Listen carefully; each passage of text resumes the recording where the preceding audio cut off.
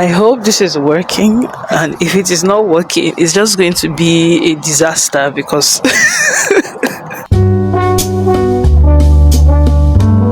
I left the house today because I just want a different space, I want a different vibe. I just wanted to leave the house. It's a Saturday. I work Monday to Friday. I'm tired. Usually my Saturdays are just for chilling at home, scrolling through social media, cooking, eating, and then scrolling through social media again. I just told myself that I will start going to parks. That's if I'm not going anywhere, if I don't have something distinct I want to do, I'll just leave the house and go to a park. So today I came to the community park. Today I just want to talk about 5 things that I'm currently doing that I think is making a tremendous change in my life. I've done this kind of video before. Number 1 will be what I'm doing right now, leaving the house and just going out to, we say in Nigeria, touch grass, even when nothing is happening. The thing about growing up and adulthood is, I saw this on TikTok, I think, this past week.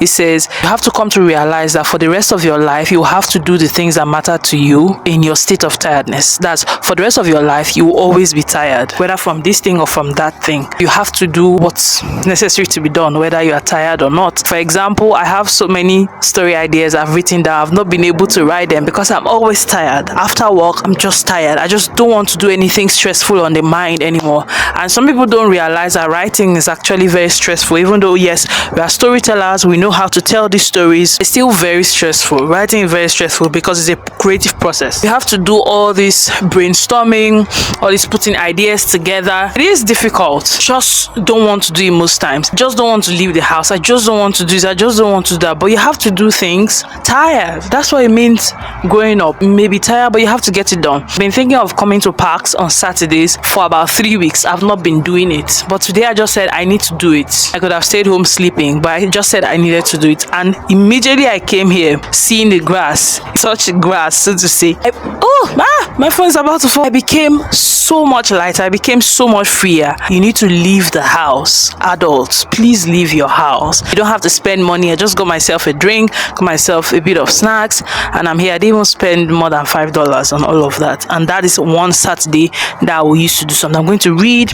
I have this book here I took from the library at my work. It's Pet by Kwaike Amazing. I'm so happy I got this because I get ready for free. I don't have to buy it. Next thing I want to say is stop complaining about your job. Stop complaining about your job. Stop complaining about that job, because many of you prayed for that job. Many of you complained before you got that job, begged, cried, made so many promises to God. Now you have it. The job is stressful, like all jobs are, no matter where you go, and you are complaining about the job. Do you want to leave it? No. Can you afford to leave it? No. You've not even saved up 2 months rent. You are complaining about the job. What do you want to happen? Stop complaining about the job. I'm not saying the job is not difficult. I'm not saying it's not worthy of being complained about, but what does the complaint do? You know what I do instead? On my commute to work, I listen to podcasts that make me so happy. My phone just fell down and broke. The wind pushed it down, it broke. I can't afford to change the phone. Also speaks to my point that you can't do anything about your job right now. So why complaining about it? Get the job done. Do what you have to do. I listen to podcasts that are enlightening, that uplift me, make me so happy. Is the work tiring? Yes. Will it keep being tiring? Yes. But can I change my approach to how I work?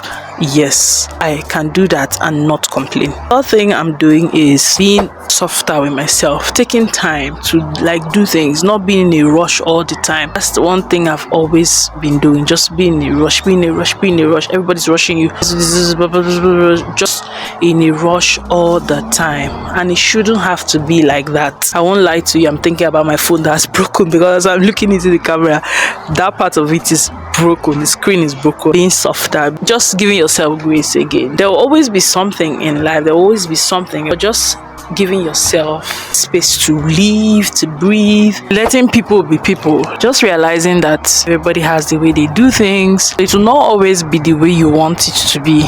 So you can just let people be people. Or this person is behaving this way. Okay, it may be affecting you. What you can do is to just move yourself away from the situation, or move yourself away from that mental space where it has begun to affect you. To keep the state of your mind. Don't let people's opinions or people's behaviors just totally keep affecting your life in a way that you can't even move forward. You can't do the things that you need to do. And the final one, tune out from most of the distractions. In the last 2 years or so, I haven't been as mindful as I used to be, because like social media has become something that I do most of my time. Like I post on TikTok, I post on Instagram, I post on YouTube, I post WhatsApp story, I post on Twitter. Social media has become something that I actively do, and so because of that, I wake up in the morning, after saying my prayers, next thing I'm checking is Instagram, next thing I'm checking is TikTok. Oh, how many people have watched this? What did this person say? What do I need to reply to? That has slowly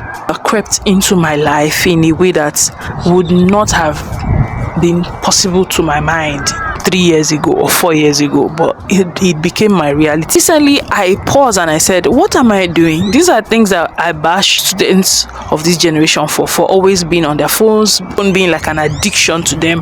But I say, this is here to calling pot black, because what am I doing? I wake up in the morning and I'm already instantly thinking, okay, that thing that I posted, how has it done? What am I doing? I'm too old for this, basically. I've started to practice taking my mind off all these distractions, and you know how I do that? I listen to forest sounds. I listen to the sounds of rain falling, streams flowing by. I listen to it on my phone on Spotify. I just put my earphones in and I listen to that, and I tell you the kind of conversations I have with myself, the kind of conversations I have with my God. Things just are so soothing. That 1 hour or 30 minutes to 1 hour is so miraculous to me. I will encourage you, if you see yourself also feeling so distracted, maybe not even by social media, maybe just by life, things are just too loud, I encourage you to try that, listening to soothing sounds with your earphones in, and just tune out all these distractions and let it just be you and the music, you and your inner self, you and your conversations with God if you're a religious person. I've come to the end of the video. I know this is different from what I usually do. If you like this